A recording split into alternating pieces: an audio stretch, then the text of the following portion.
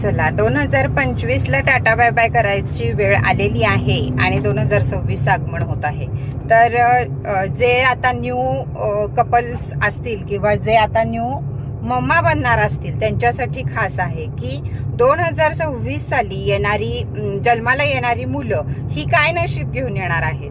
तर 2026 ह्या सालामध्ये शेवट येत आहे 6, त्यामुळे आयुष्यभर त्यांच्या मागं 6 राहणार आहे.